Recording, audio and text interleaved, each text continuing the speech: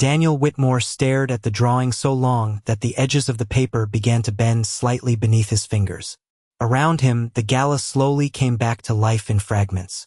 A waiter crossed the ballroom carrying silver trays of champagne. Someone laughed too loudly near the auction stage.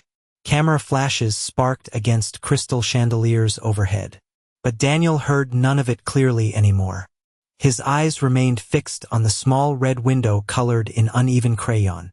Naomi shifted quietly in front of him, rocking once on worn sneakers that squeaked faintly against the marble floor.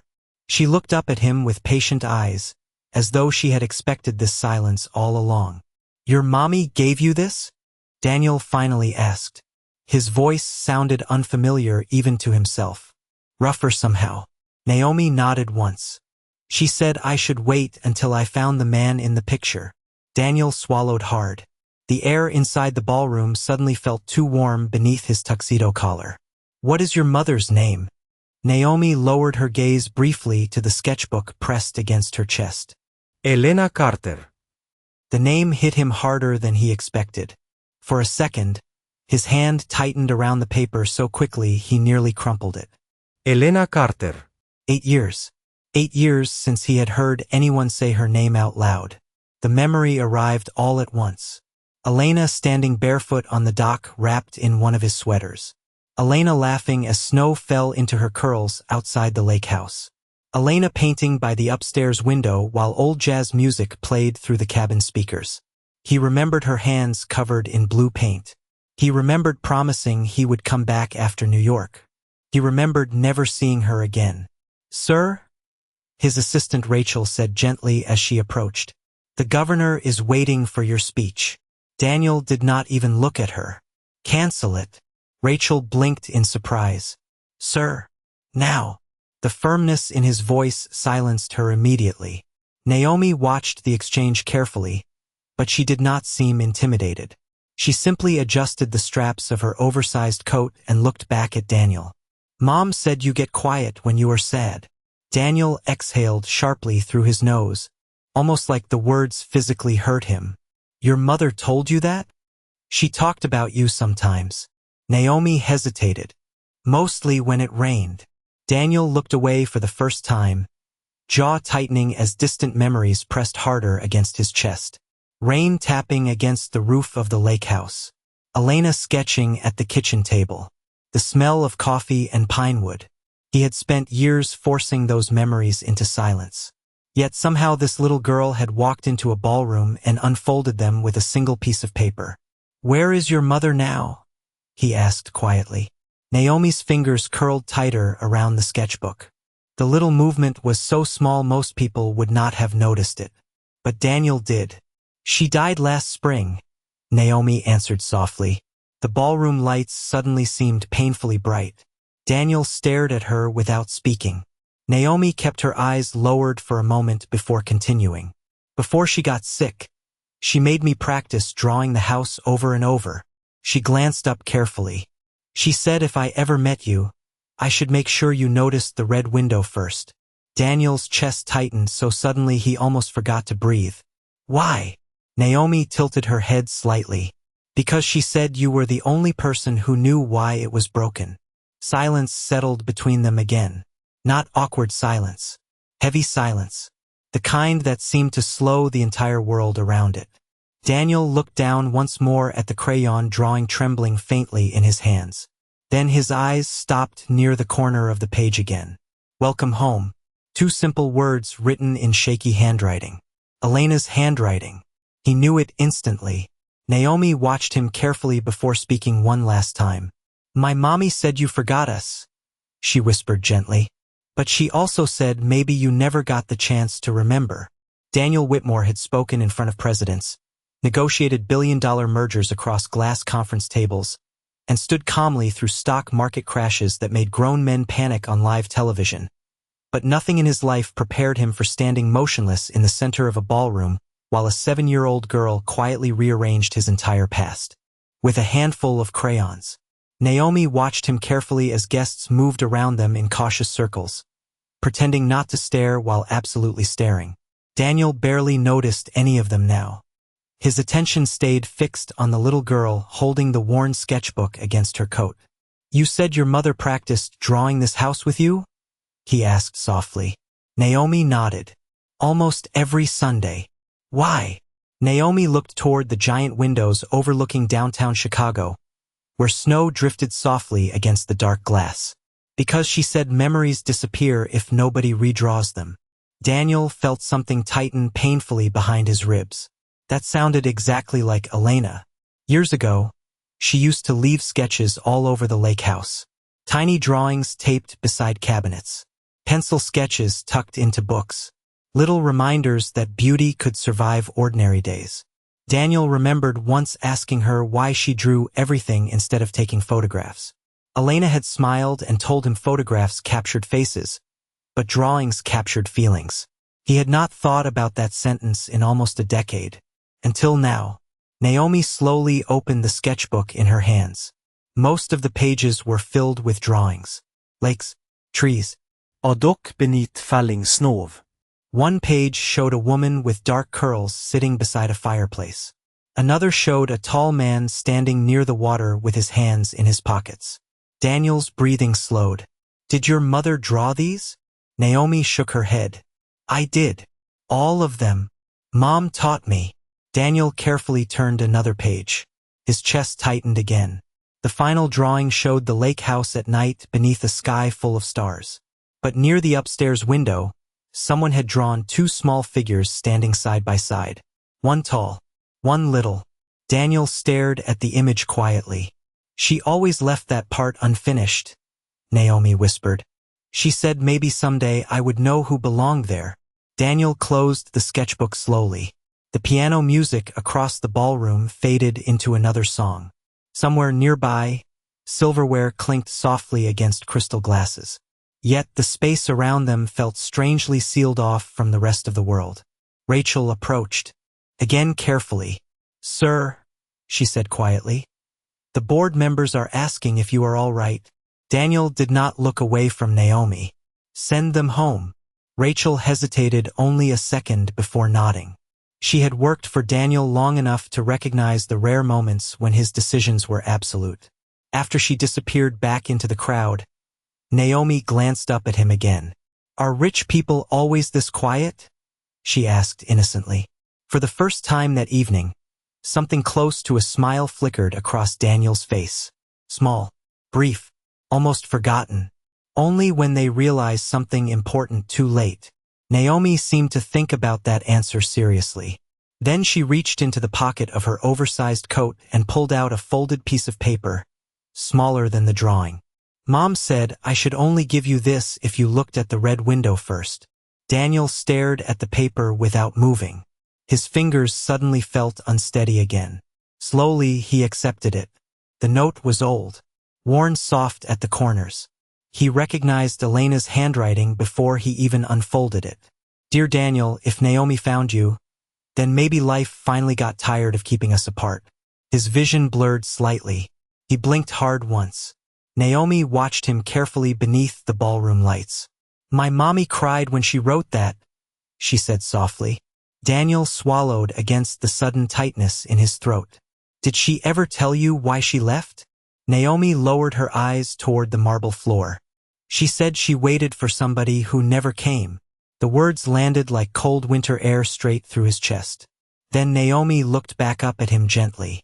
"But she never sounded angry when she said your name." Snow drifted softly beyond the towering ballroom windows while Daniel Whitmore stood perfectly still beneath the chandelier light, Elena's letter trembling faintly between his fingers.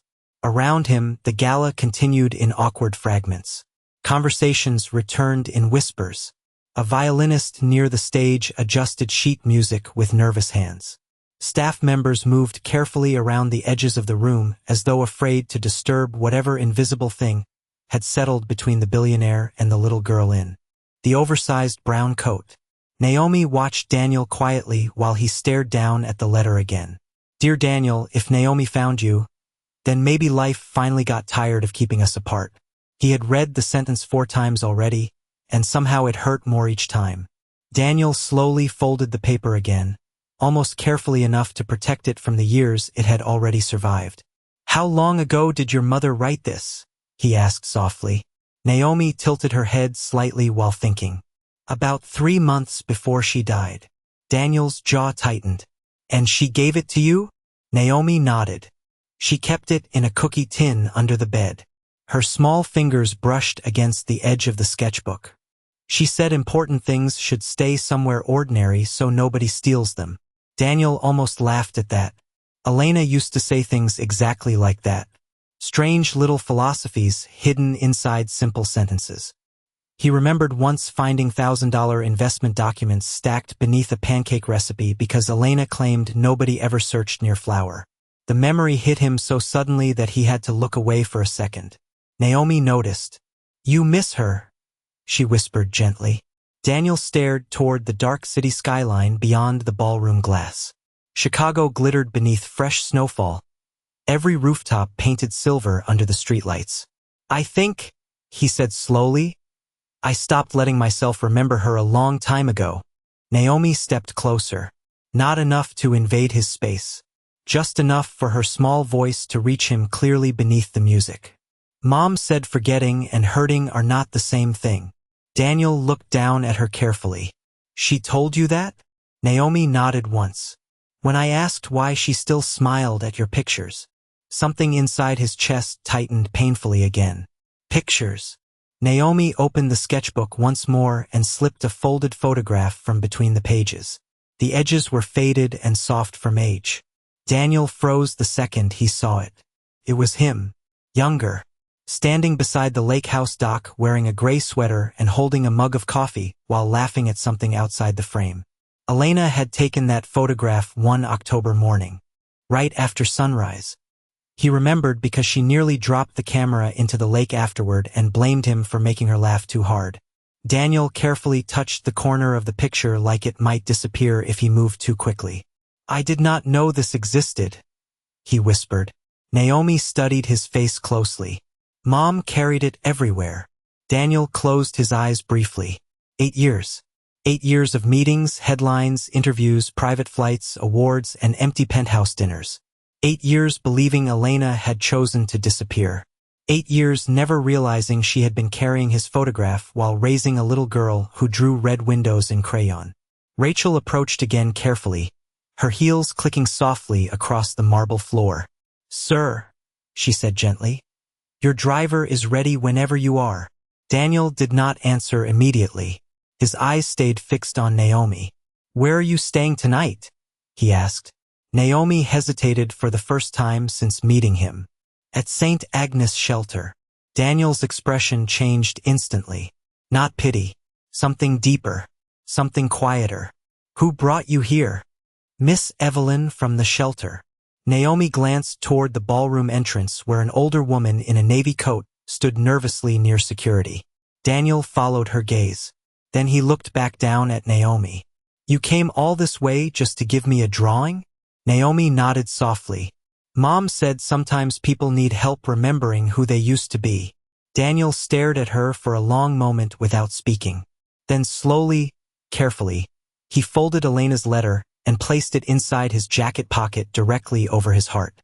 Naomi, he said quietly, his voice rough with emotion he could no longer fully hide. I think your mother may have just changed my life twice. The ballroom felt colder by the time Daniel Whitmore finally stepped away from the center of the gala beside Naomi. Guests watched discreetly over champagne glasses while the billionaire who normally moved through crowds with effortless control now walked slowly beside a little girl carrying a taped sketchbook against her chest. Snow continued falling outside the towering windows, soft white flakes drifting through the glow of downtown Chicago traffic far below. Daniel barely noticed any of it. His mind stayed trapped somewhere between the red window in the drawing and the sound of Elena's name spoken aloud for the first time in years. Naomi walked quietly beside him toward the grand staircase near the hotel lobby. Her sneakers made tiny squeaks against the polished marble floor, while Daniel's leather shoes echoed heavier beside her. The difference between them should have felt enormous. Instead, the silence between them felt strangely familiar. Do you always carry that sketchbook? Daniel asked gently after several moments. Naomi nodded. Mom said drawings help people stay close even when they leave. Daniel glanced down at her. You really loved your mother. Naomi looked up at him with surprised eyes, almost confused by the question itself. Of course I did. The simplicity of the answer hit harder than Daniel expected. He pressed his hand briefly against the inside of his jacket where Elena's letter still rested over his heart. Rachel walked several feet ahead, quietly speaking into her phone, while hotel staff hurried to clear a private exit near the front entrance. Daniel normally hated attention from strangers, but tonight he barely noticed the cameras turning toward him. His attention kept drifting back to Naomi. The blue ribbons in her braids were slightly frayed at the edges. One sleeve of her oversized coat had been stitched carefully by hand. Elena used to sew like that too. Tiny, uneven stitches full of patience instead of perfection. The thought made his chest ache again. As they reached the lobby, Naomi suddenly stopped walking. Daniel turned immediately. What is it? He asked. Naomi pointed toward a massive Christmas tree, glowing near the center of the hotel entrance. Hundreds of tiny lights shimmered across silver ornaments, while soft jazz floated from hidden speakers overhead. Beneath the tree sat a toy train circling slowly through fake snow. Naomi stared at it quietly for a moment. Mom always wanted to see this hotel at Christmas, she whispered. Daniel followed her gaze toward the lights. Why did she not? Naomi lowered her eyes. She said, some places make you feel poor before you even walk inside. The words landed softly but painfully. Daniel looked around the marble lobby suddenly through entirely different eyes. Gold railings, crystal chandeliers, white tablecloths, luxury everywhere. For years he had built spaces designed to impress powerful people. He had never once wondered who might feel invisible standing inside them. Naomi stepped closer to the toy train, watching it circle beneath the tree. Mom used to tell me rich people are not bad, she said carefully. Just busy forgetting. Daniel looked at her for a long moment without speaking. Then quietly, almost to himself, he asked, did she hate me? Naomi turned immediately. No, the answer came too fast to fake. She was sad sometimes, but not hateful. Daniel swallowed hard. There is a difference. Naomi nodded seriously. Mom said hate is when you stop hoping somebody can still become better. Daniel felt the air leave his lungs slowly. Elena's voice lived inside that sentence so clearly it almost felt like she had spoken it herself. Miss Evelyn approached from near the entrance, nervously adjusting her navy coat. Naomi, she said softly. It is getting late, sweetheart. Naomi nodded obediently and looked back toward Daniel. For one strange second, neither of them moved. The giant Christmas tree lights reflected softly in the marble floor between them. Daniel realized suddenly that he did not want this moment to end. Not because of answers, not because of guilt, because for the first time in years, something inside him felt awake again. Naomi shifted the sketchbook against her chest. Mom said you used to love snow, she whispered. Daniel blinked slightly. She remembered that? Naomi smiled faintly. She remembered everything. Then she reached into her coat pocket and carefully pulled out a tiny silver key attached to a faded blue ribbon. She told me if you ever looked at the red window first, Naomi said softly. I was supposed to give you this next. The tiny silver key rested in Naomi's open palm beneath the glow of the hotel Christmas tree, its faded blue ribbon swaying gently as people moved through the lobby behind them. Daniel Whitmore stared at it without breathing for a moment. He recognized the ribbon instantly. Elena used to tie blue ribbons around important things because she claimed ordinary keys looked lonely by themselves. His chest tightened so sharply it almost felt unreal. Where did she get this? He asked quietly. Naomi carefully placed the key into his hand. Her fingers were warm despite the winter cold pressing against the hotel windows. Mom said it opened the place where the truth stayed. Daniel looked down at the key again. Small, silver, slightly scratched near the handle. Memory moved through him like a slow wave. He knew this key. Years ago, he and Elena rented a small storage locker near Union Station after spending weekends collecting old books and paintings from flea markets across Chicago. Elena used to joke that the locker held their unfinished life together. Daniel had not thought about it in nearly a decade. Did she tell you what was inside? He asked carefully. Naomi shook her head. She only said I should wait until you looked at the red window first. Miss Evelyn stepped closer, wrapping her scarf tighter against her neck. Naomi, sweetheart, we really should go before the roads get worse. Outside the hotel entrance, snow had started falling harder now, coating the sidewalks in soft white layers beneath the city lights. Naomi glanced toward the glass doors, then back at Daniel. For the first time that evening, uncertainty crossed her face. Not fear exactly, just the hesitation of a child standing between two worlds. Daniel noticed it immediately. Have you eaten dinner yet? He asked softly. Naomi blinked. There were tiny sandwiches at the shelter earlier. Daniel's jaw tightened slightly at the careful way she answered. Tiny sandwiches. Not yes, not no. Rachel noticed too. Daniel reached for his wallet automatically, then stopped himself halfway. Money suddenly felt useless here. Elena would have hated that gesture. Instead, he crouched slightly so he was closer to Naomi's height. Would you let me take both of you somewhere warm to eat? Naomi looked toward Miss Evelyn first. The older woman hesitated before speaking gently. Mr. Whitmore, that is generous. But Naomi has school tomorrow morning. Daniel nodded slowly. Then I will have my driver take everyone home afterward. Naomi studied his face carefully beneath the Christmas lights. You really want to come with us? The question landed softly but painfully. Daniel realized suddenly how many adults had probably made promises around her that disappeared later. Yes, he answered honestly. Ido. Naomi stared at him another second before giving a tiny nod. Relief flickered across Daniel's face so briefly most people would have missed it. Rachel quietly signaled security toward the private entrance while Daniel slipped the silver key carefully into his jacket pocket beside Elena's letter. The two objects rested close together over his heart. As they walked toward the elevator lobby, Naomi stayed beside him instead of behind him now. The movement was small, but Daniel felt it. The hotel elevator doors opened with a soft chime. Warm light spilled across polished brass walls as snow swirled outside the towering windows nearby. Naomi stepped inside first, clutching her sketchbook tightly while Miss Evelyn followed beside her. Daniel entered last.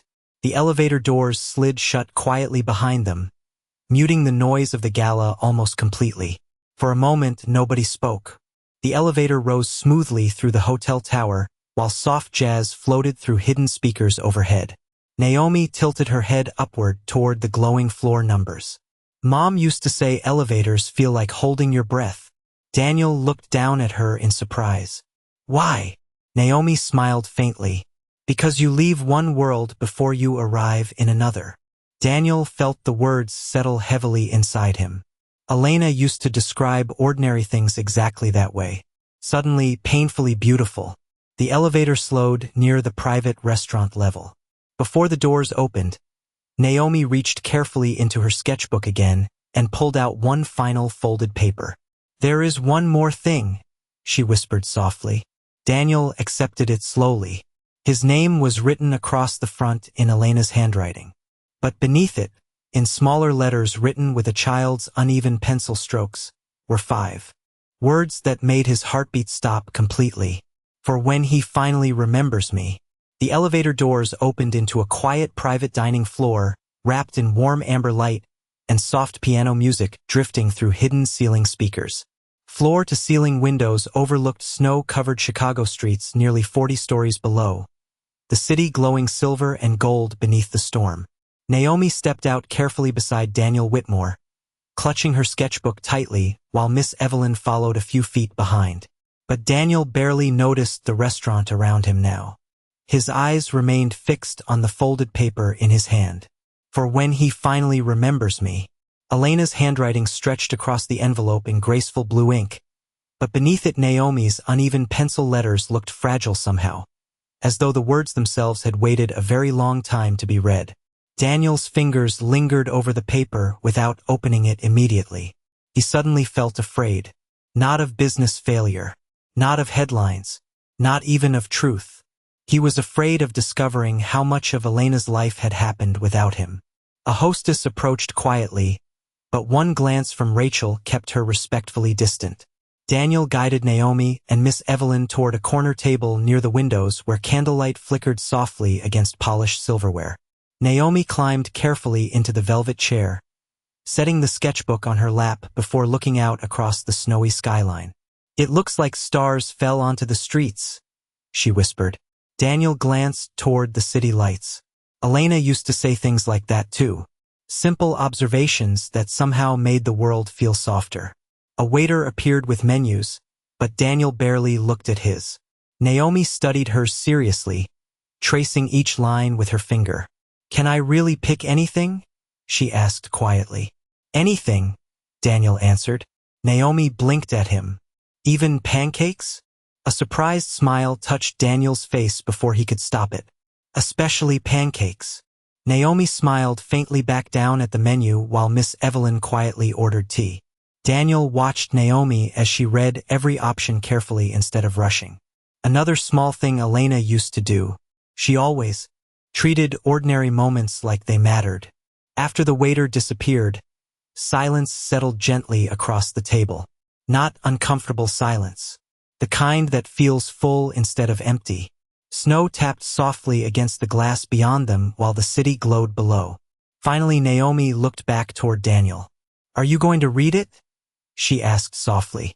Daniel looked down at the folded paper again. Slowly, carefully, he opened it. The note inside was shorter than he expected. "Daniel, if you are reading this, then Naomi trusted you enough to stay. That means I was right about you. I know you probably think I disappeared. The truth is more complicated than that. I waited for you at Union Station on February 14th, 8 years ago. I waited for 3 hours in the snow with a suitcase and a secret I was terrified to tell you. But you never came." Daniel's breathing stopped. The restaurant faded around him instantly. Union Station, February 14th. Snow falling across crowded platforms. He remembered that day with painful clarity now. He had been flying back from New York after finalizing the largest business merger of his career. Elena had called him repeatedly that morning. But halfway through negotiations, his assistant at the time told him Elena had canceled their meeting and said she needed space. Daniel had believed it. God, he had believed it. His hand tightened slightly around the letter. Naomi watched him carefully from across the candlelight. "What is wrong?" she asked softly. Daniel looked up slowly, his expression pale beneath the warm restaurant glow. "I was told she did not come."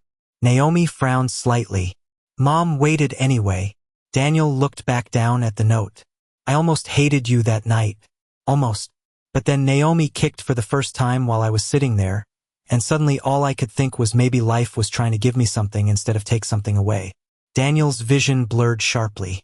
Across the table, Naomi sat perfectly still, her small hands folded near the sketchbook. Daniel stared at her face now with entirely different eyes. The shape of her smile. The careful way she watched people before speaking. The calmness in her voice. Pieces of Elena lived everywhere inside her. Then Naomi asked the question so softly it nearly disappeared beneath the piano music. "You really did not know about me, did you?" Daniel looked at her across the candlelight, his throat tightening painfully as the full weight of 8 lost years settled into his chest. "No," he whispered honestly. "But I think someone made sure I never would." Daniel Whitmore sat motionless at the candlelit table, the folded letter still open in front of him while the noise of the restaurant blurred into something distant and unreal.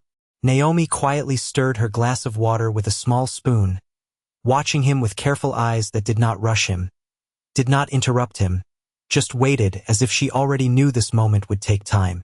Miss Evelyn looked down at her hands, sensing something heavy unfolding but choosing silence instead of questions. Daniel's fingers tightened slowly around the edge of Elena's letter. The words about Union Station repeated in his mind like an echo he could not turn off. 8 years ago, February 14th. Snow falling. A missed meeting. A cancelled assumption. And a truth that now felt completely different from what he had believed. Naomi shifted slightly in her chair. My mom said you would probably be confused first, she said gently. Daniel looked up at her.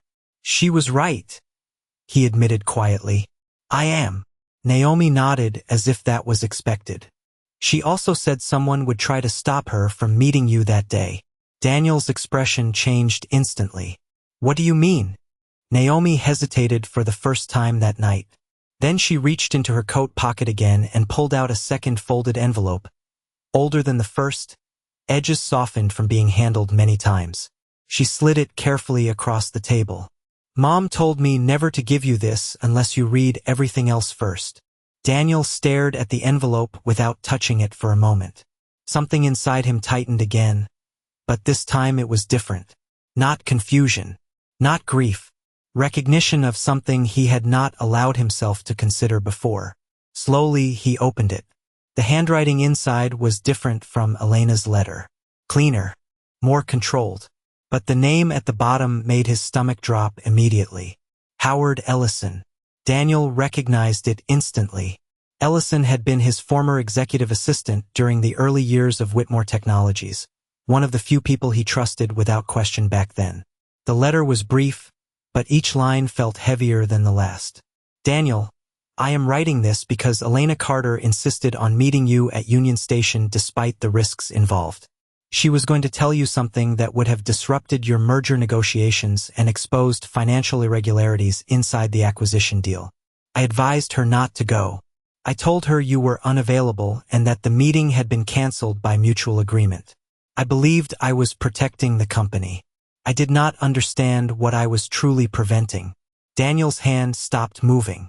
The restaurant around him seemed to fall further away.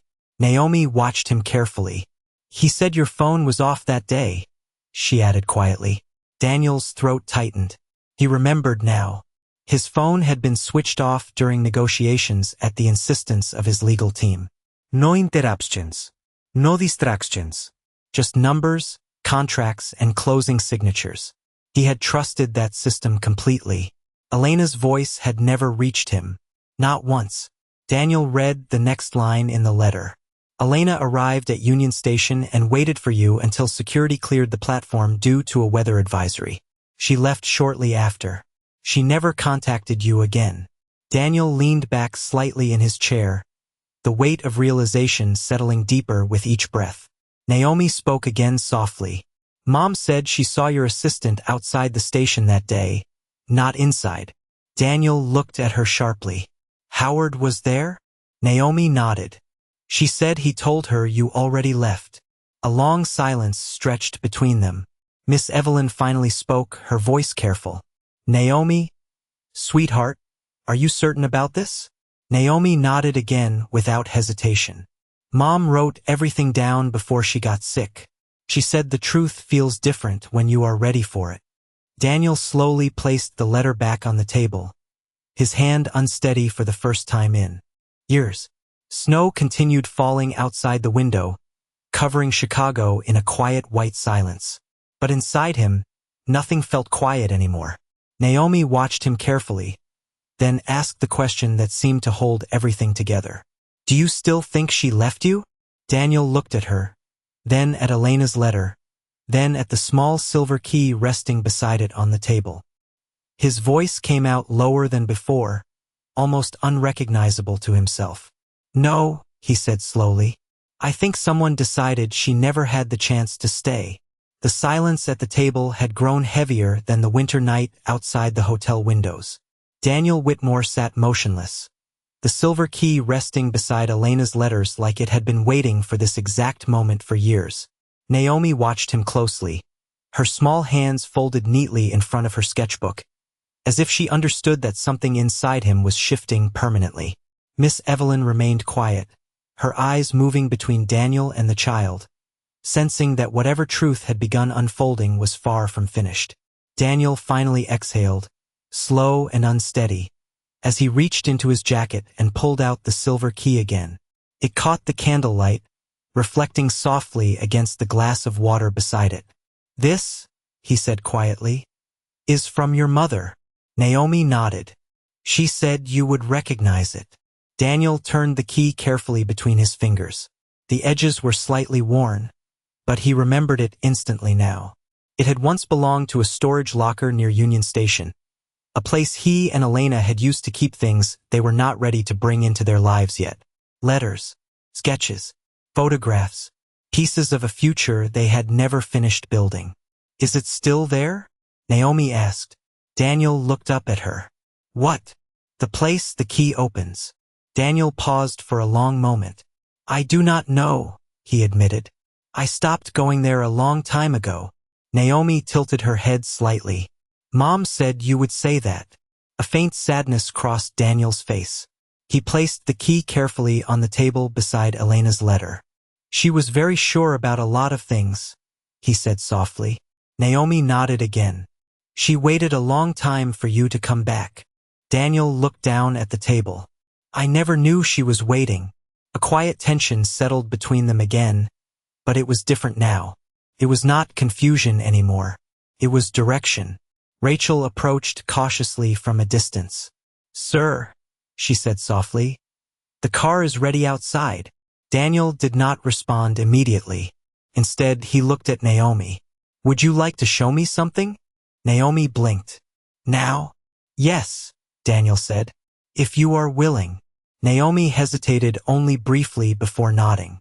Miss Evelyn started to speak, but Daniel gently raised a hand. I will have them back before morning, he said quietly. There was no arrogance in his voice now, only certainty shaped by something deeper than business or authority. Moments later, they were in Daniel's black car moving through the snow-covered streets of Chicago. The city lights blurred against the window as they drove south toward the older industrial part of the city. Naomi sat beside him in the back seat, holding her sketchbook tightly, while Miss Evelyn sat across from them, quietly observing the journey. Daniel stared out the window, the silver key still in his palm. The address written on the key tag was faint, but still readable. Storage Unit 42, Lakeview Facility. Elena's handwriting again. When the car finally stopped, the building was smaller than Daniel remembered. A faded brick structure near a quiet rail line, surrounded by snow-covered fencing and dim security lights. The air outside was colder than downtown, sharper somehow. Naomi stepped out carefully, followed by Miss Evelyn. Daniel paused for a moment before following them inside. The hallway smelled faintly of dust and metal. Fluorescent lights buzzed overhead as they walked toward a row of identical gray doors. Storage Unit 42. Daniel stopped in front of it. His hand tightened around the key. Naomi stood beside him silently. Miss Evelyn waited a few steps behind. Daniel inserted the key slowly into the lock. Turned easily. Too easily. The sound of the latch releasing echoed softly in the narrow hallway. Daniel paused again, his breath held without realizing it. Then he pulled the door open. The metal door of Storage Unit 40. Two creaked open slowly, releasing a faint breath of cold air that smelled of paper, dust, and time that had been sealed away for years.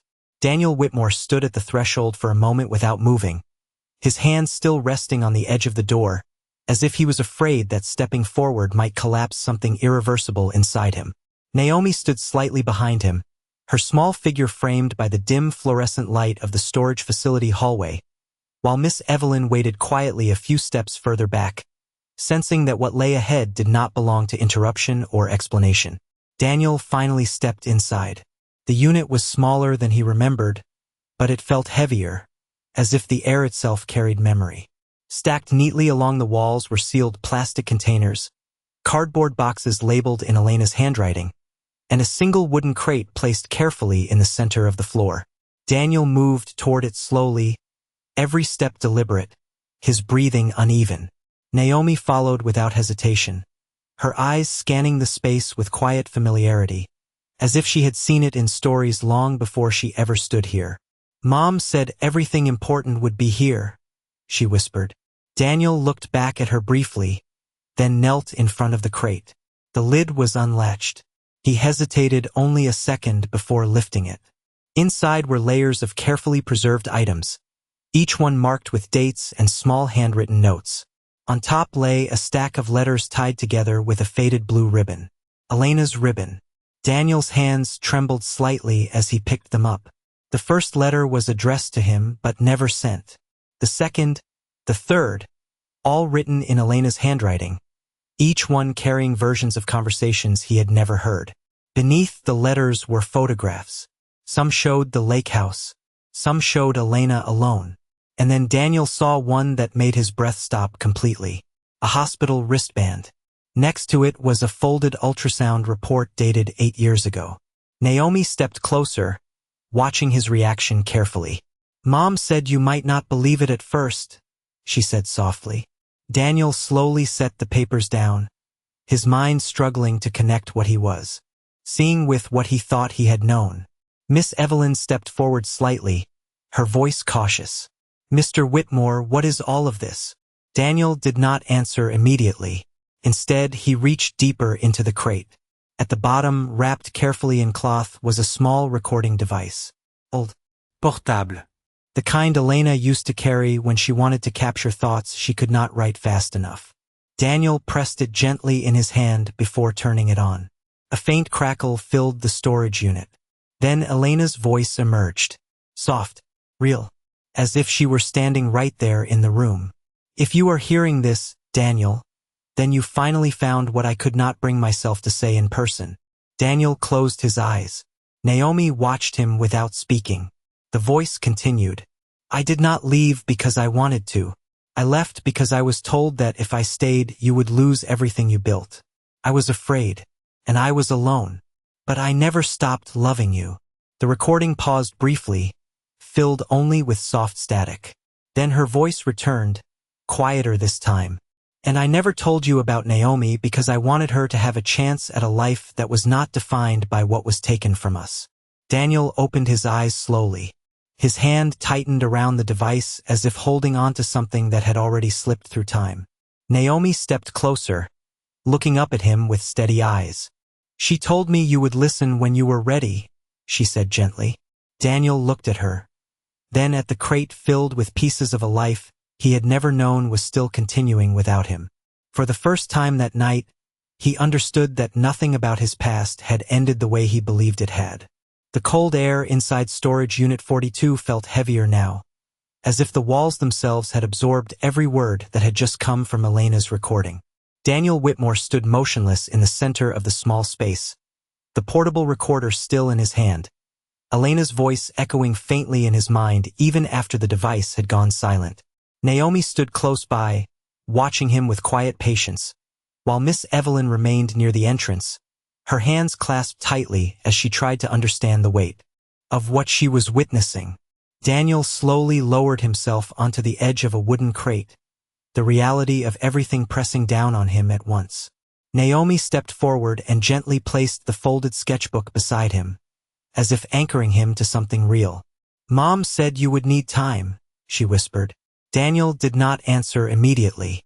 His eyes were fixed on the stack of letters in his hands. Elena's handwriting, her voice, her truth, preserved in paper and memory because she had not been able to give it to him when it mattered most. "She waited for me?" Daniel finally said, his voice low and unsteady. Naomi nodded softly. "Every day she could." The words cut deeper than anything else had that night. Daniel slowly opened another letter, dated only a few weeks after the first recording.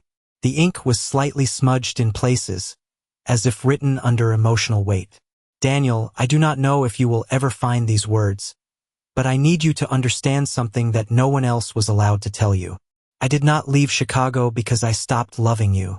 I left because someone inside your company told me that if I stayed, you would be legally tied to a scandal you did not even know existed."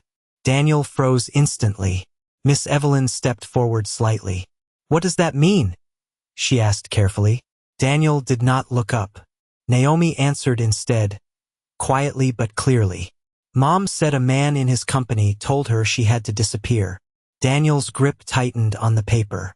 His mind immediately went to Howard Ellison, the assistant from the letter, the same man who had controlled access, messages, and timing during those critical months 8 years ago.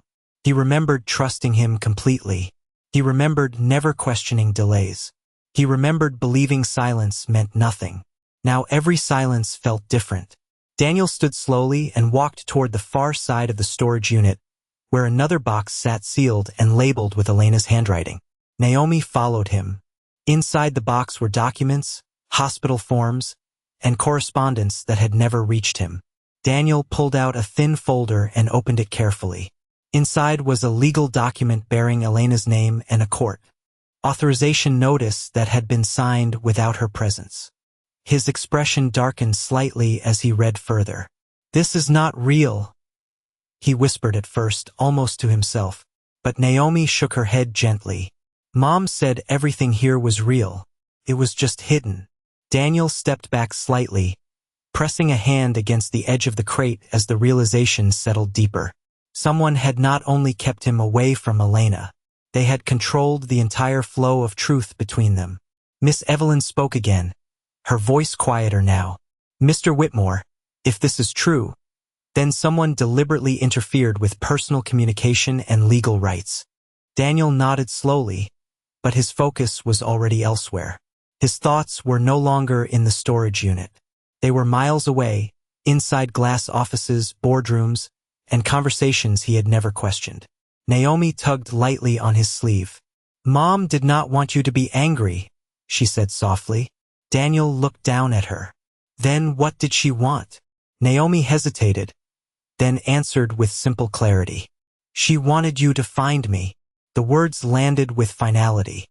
Daniel closed his eyes for a moment, breathing slowly as if trying to steady something breaking inside him. When he opened them again, his expression had changed. Not hardened, not distant, focused. He looked at the letters, the recordings, the hidden truth that had waited 8 years to be seen. Then he looked at Naomi. "We are going to finish this," he said quietly. Naomi blinked. "Finish what?" Daniel picked up the silver key again, now heavier than before.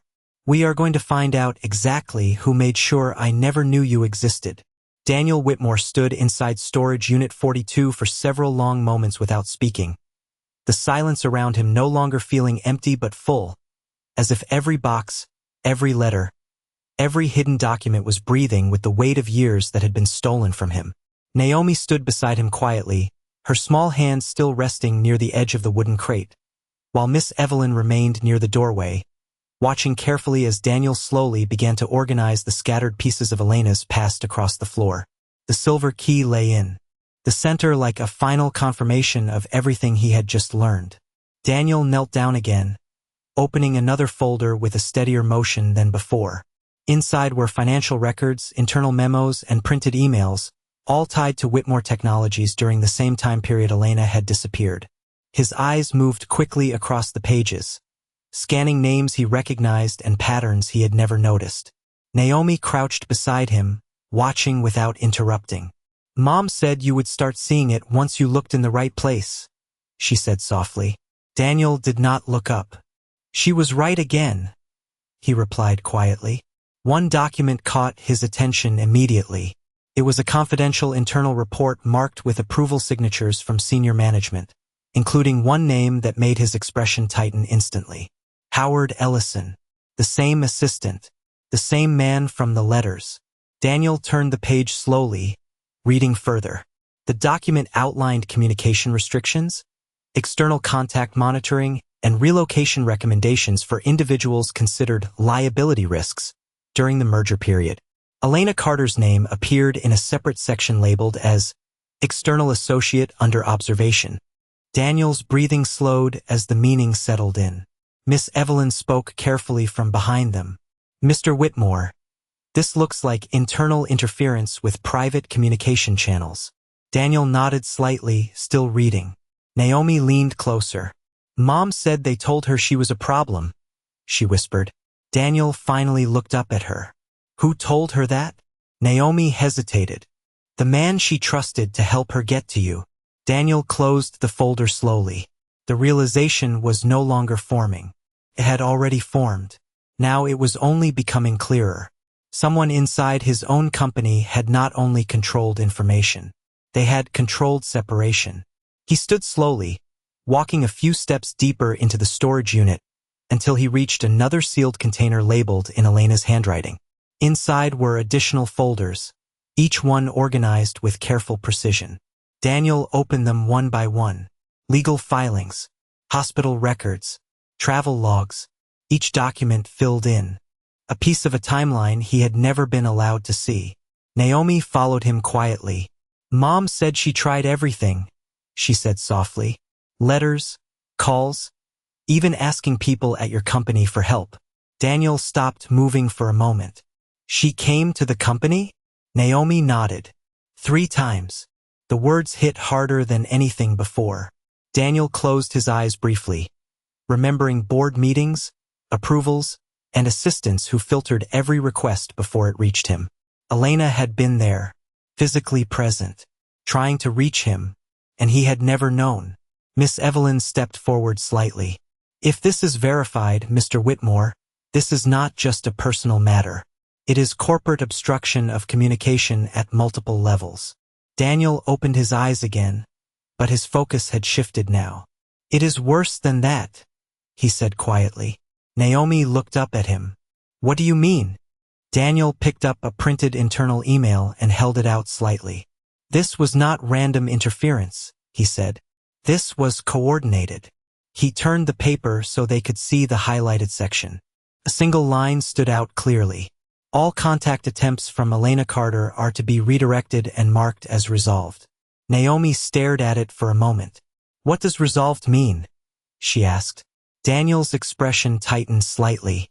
It means someone decided her voice did not matter. The storage unit felt colder now than before. Not physically, emotionally, as if truth itself had shifted the air inside it. Daniel placed the document back down carefully. Then he looked at Naomi again. Your mother did not disappear, he said quietly. She was removed from my life. Naomi did not respond immediately. She only nodded slowly, as if she had always known the difference but was waiting for him to say it. Daniel exhaled once, deeply, as he looked around the storage unit filled with fragments of a life that had been carefully hidden from him. Then he spoke again, his voice quieter but steady. And now we know exactly where to start. The silence inside storage unit 42 lingered long after Daniel Whitmore finished speaking. The air felt heavier now, not with confusion but with clarity that cut deeper than anything before it. Naomi stood beside him quietly, holding her sketchbook against her chest while Miss Evelyn remained near the doorway, watching Daniel as he slowly closed the last folder of documents. The silver key rested on top of Elena's letters, no longer just an object but a direction. Daniel finally stood, exhaling slowly as if he had been holding his breath for 8 years without realizing it. We are not staying here, he said quietly. Naomi looked up at him. Where are we going? Daniel placed Elena's recording device carefully into his coat pocket beside the letter and the key. We are going to where this started, he answered. Miss Evelyn stepped forward cautiously. Mr. Whitmore, it is nearly midnight. Whatever you are planning, it may be better to wait until morning. Daniel shook his head once. There has already been 8 years of waiting. His voice was calm, but there was something final inside it now. Naomi did not hesitate. She simply nodded and adjusted her coat. Mom said you would do that, she whispered. Daniel glanced at her. Do what? Naomi looked at him with quiet certainty. Not wait anymore. Those words stayed with him as they left the storage facility and stepped into the cold Chicago night. Snow continued falling, but the city felt different now. Less like a place moving forward, and more like a place finally ready to be understood. Daniel's car waited outside, engine running softly against the freezing air. Rachel stood near the passenger door, her expression uncertain as Daniel approached. Sir, she said carefully, I tried reaching corporate security as you requested. Howard Ellison is still listed at the main office downtown. Daniel nodded once. Then that is where we are going. The drive through Chicago was quiet, but not empty. Naomi sat beside Daniel in the back seat, her sketchbook resting between them. Miss Evelyn sat across, watching the city pass in silent disbelief. Daniel stared out the window, his reflection overlapping with the passing lights of buildings he had built, decisions he had made, systems he had trusted without question. For the first time, none of it felt distant. It all felt connected. Naomi broke the silence gently. Mom said he would try to explain himself, she said softly. Daniel turned slightly toward her. Who? The man who stopped her from seeing you. Daniel's jaw tightened slightly, but his voice remained steady. Then he will have his chance. The Whitmore Technologies headquarters appeared ahead as they approached the downtown district, a glass tower rising above the city like a symbol of everything Daniel had built.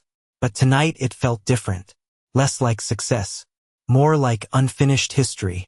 The car stopped at the private entrance. Security recognized the vehicle immediately and stepped aside without question. Daniel stepped out first, followed by Naomi and Miss Evelyn. Inside the building, the marble floors reflected the cold blue light of late-night operations still running on lower levels. Daniel moved through the lobby without stopping until they reached the executive elevator. Naomi stood beside him as the doors closed quietly. The ascent was smooth, but the air inside felt still. When the doors opened again, the executive floor was almost empty. Only a few lights remained on near-glass offices. And at the far end of the corridor, Daniel saw him. Howard Ellison stood near his office door holding a folder, as if he had been expecting a late-night review rather than what was actually arriving. His expression shifted the moment he saw Daniel. Then Naomi. Then Miss Evelyn. Daniel stepped forward slowly, his voice calm but firm. Close the door behind you, he said. Howard hesitated, then obeyed. The click of the door echoed through the quiet hallway. Naomi stayed close to Daniel without fear, her small presence steady beside him. Daniel looked at Howard directly. We are going to talk about everything you decided I did not need to know. For a moment, Howard said nothing. The silence stretched, fragile and final. Then Daniel reached into his coat and placed Elena's letter on the table between them, followed by the silver key and the recording device. Start explaining, Daniel said quietly. From the beginning.